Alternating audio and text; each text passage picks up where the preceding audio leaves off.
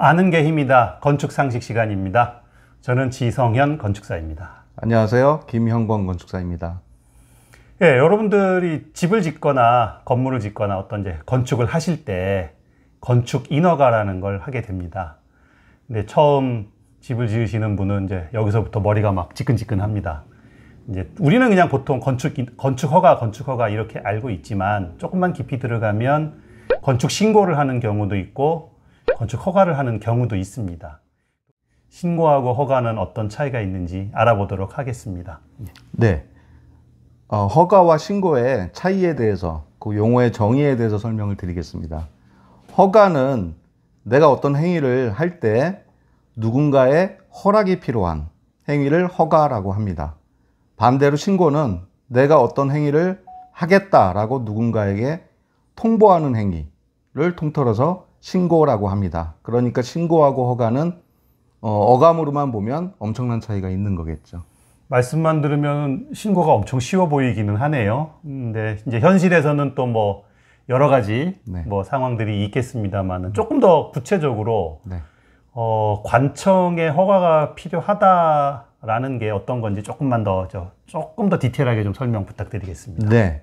방금 제가 용어의 뜻에 대해서는 설명을 들었지만 그렇다고 허가는 어렵고 신고는 쉽다라고 생각하시면 안 되고요.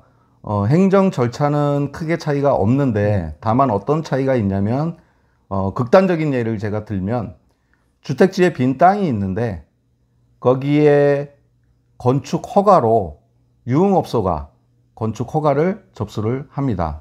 그러면 허가권자겠죠. 허가를 내주는 행정관청에서 법적으로 문제가 없다 하더라도 지역 사회에 문제가 될 소지가 있다라고 판단을 하게 되면 건축허가 접수를 거부를 할 수가 있습니다.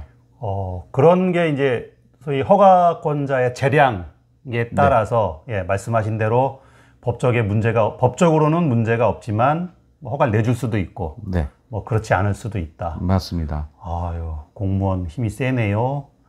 방금 설명드린 것처럼 건축 허가는 거부할 수 있는, 허가권자가 거부할 수 있는 권한이 주어지게 되고요. 반대로 건축 신고는 똑같은 유흥업소라 하더라도 신고로 들어올 수 있는 규모가 된다면 만약에 접수가 됐다 하면 건축법적으로 문제가 없다면 허가권자는 거부할 권한이 없습니다. 요건만 갖춰서 서류를 잘 만들어 제출하면 신고인 경우에는 무조건 수리가 돼야 되는 거고, 맞습니다. 허가인 경우에는 허가권자가 법적인 것도 보지만 주변 상황, 민원 뭐 여러 가지를 종합적으로 고려해서 허가를 내줄 수도 있고 안 내줄 수도 있다. 맞습니다. 네, 그런 말씀입니다. 용어의 정의상으로 보면 이렇게 어마어마한 차이가 있고요. 뭐 실제로는 주택 같은 경우에 허가권자가 거부할 만한 사유가 거의 없기 때문에 이러한 일이 이렇게 수시로 일어나는 일은 아니고요. 법적인 용어로 보면 이렇게 구분이 된다고 말씀을 드리는 거고, 다만 건축 허가든 건축 신고든 협의를 돌아가는 모든 행정 흐름은 큰 차이는 없습니다. 또한 건축 허가든 건축 신고든 등록된 건축사만 할 수 있는 그런 면에서는 차이가 없고요. 예, 제가 알기로는 이제 과거에는 신고인 경우에는 건축사가 아닌 일반인도 할 수는 있었는데 이제 법이 개정이 되면서 모든 설계는 건축사만 할 수 있다. 이렇게 맞습니다. 바뀐 거로 알고 있습니다. 이제는 법이 개정이 돼서 건축 신고인 경우도 등록된 건축사만 할 수가 있습니다. 이어서 건축 신고와 건축 허가 어떤 규모인지 어떤 차이가 있는지 좀 더 구체적으로 또 알아보도록 하겠습니다. 그러면 허가가 아닌 건축 신고할 수 있는 규모에 대해서 설명을 드리도록 하겠습니다. 물론 건축법에서 규정이 되어 있고요. 건축법에 소규모 건축물로 지정되어 있습니다. 신고 대상 건축물은 연면적의 합계가 100제곱미터 이하인 건축물, 평수로 환산하면 30평이 되겠습니다. 30평 이하인 건축물은 건축 신고, 30평 초과가 되겠죠. 초과하는 건축물은 신고가 아닌 허가 대상 건축물이 됩니다. 이게 이제 조금 전에 점점 어려운 용어 막 나오기 시작하는데요. 연면적의 합계라는 게 저희가 한 대지에 여러 동을 지으면 네.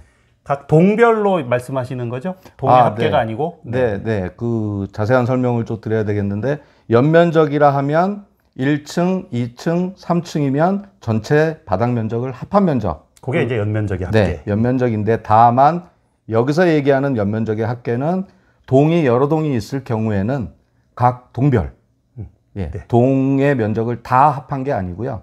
한 동의 면적이 100제곱미터 이하이면 건축 신고 대상이 됩니다. 예, 그러니까 여러분들이 집을 두 동을 지으시는데 29평, 29평 나눠서 지으면 신고. 네, 신고입니다. 네, 합쳐서 58평이 되면 그럼 이제 허가가 되겠네요. 허가가 됩니다. 예. 모든 대지가 이게 다 동일하게 적용이 되나요? 아니면 뭐 좀 다른 케이스가 있나요? 네, 방금 말씀드린 게 이제 기본적인 조건이고요. 또 예외 조항이 있는데요. 관리지역 또는 농림지역 또는 자연환경 보전지역. 자, 토지 이용계획 확인원을 찾아보시면 자, 지역 지구가 다 표기가 되어 있을 텐데요. 요 세 지역에서는 100제곱미터 이하가 아니고요. 연면적이 200제곱미터 미만이면서 3층 미만인 경우에는 건축 신고 대상이 됩니다. 평수로 환산하면 60평이 되겠습니다. 그래서 계획관리지역의 땅값이 다른 데보다 조금 더 물론 맞습니다. 네. 뭐 건폐율도 유리하고 용적률도 유리하지만 건축과 허가와 신고도 이제 관리지역인 경우에는 조금 차이가 나죠. 네, 일반 다른 지역의 2배까지는 건축 신고로 처리를 해줍니다. 다만 또 여기도 예외 조항이 있습니다. 관리지역 또는 농림지역 또는 자연환경 보전지역인데 그 안에 지구가 지구 단위 계획구역으로 지정이 되어 있으면 면적에 관계없이 건축 신고가 아닌 건축 허가를 받아야 됩니다. 아이고, 복잡합니다. 예, 점점 어렵고 복잡한데 사실은 뭐 지금 이런 이제 신고냐 허가냐 뭘 해야 되느냐 하는 거는 이제 건축 설계를 하는 건축사께서 열심히 따져서 말씀을 드릴 거고요. 건축주 입장에서는 그러면 이제 신고하고 허가가 나한테 그러면 어떤 영향을 주는지, 내가 뭘 더 해야 되는 건지, 그냥 그런 부분도 좀 설명을 주시죠. 네. 건축 허가와 건축 신고는 저희가 준비하는 서류, 도면, 관청에서 검토하는 각 부서들 모두가 동일합니다. 그러니까 건축 허가나 건축 신고는 행정 흐름은 똑같습니다. 제가 처음 서두에 말씀드린 것처럼 허가권자가 거부를 할 수 있는지, 거부 없이 무조건 처리를 해줘야 되는지, 거기에 따라서 신고와 허가가 구분될 뿐 나머지 행정 행위는 똑같습니다. 그러면 처리 기한도 비슷하고 똑같고. 처리 기한 똑같습니다. 그리고 갖춰야 될 도면, 뭐 소위 이제 설계도 똑같고. 똑같습니다. 그럼 뭐가 차이가 나죠? 신고와 허가는 그 허가가 완료가 되면 이제 건축 허가 필증, 신고가 완료되면 신고 필증을 받게 되는데 거기까지는 모든 행정이 똑같고요. 그 이후에 건물을 지으려면 착공 신고. 네, 착공 신고 해야죠. 나중에 공사가 끝나면 사용 승인을 네. 받게 되겠죠. 그때 약간의 차이가 있는데 착공 신고할 때 필요한 서류 중에 건축 허가를 받은 건축물은 현장에 공사하기 전에 건축 허가 표지판이라는 것을 설치를 해야 됩니다. 건축 허가 표지판에는 내가 받았던 허가 번호, 건축주 인적사항, 설계자 인적사항, 그 다음에 이번에 이제 소개해드릴 감리자 인적사항 등이 표기가 되어야 합니다. 신고인 경우에는 이제 지금 말씀하신 허가 표지판도 없고 필요 없습니다. 예, 그러면 지금 말씀 들으면 이제 감리가 있느냐 없느냐가 제일 중요한 차이점으로 보이는데요. 네. 허가인 경우에는 감리가 있어야 되고 신고인 경우에는 감리 없이 가능하고. 맞습니다. 그런가요? 예, 네. 예. 감리라 하면 조금 어려운 용어일지 모르겠는데요. 설계 도면대로 공사가 제대로 진행되는지 현장에서 시공자를 지도하고 감독하는 행위를, 감독하는 업무를 공사 감리라고 하는데요.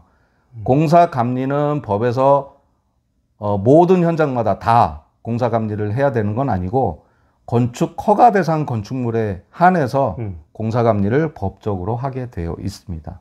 아, 그러면 이제 현실적으로는 허가를 받으면 감리 업무를 또 추가로 해야 되고, 네, 예, 이제 감리 비용도 조금 더 추가 들어가게 되고, 설계자 외에 뭐 설계가 감리를 할 수도 있고, 이제 다른 건축사한테 감리를 의뢰할 수도 있지만, 네, 어쨌든 그런 이제 업무가 더 추가된다는 게, 맞습니다. 이게 이제 가장 큰 차이로 네. 보입니다. 보충 설명을 조금 드리면, 건축주가 나는 설계한 사람이 감리를 했으면 좋겠다. 왜냐하면 설계한 내용을 가장 잘 알고 있으니까. 또는 설계한 사람이 아니더라도 내가 잘 알고 있는 사람한테 감리를 맡겼으면 좋겠다.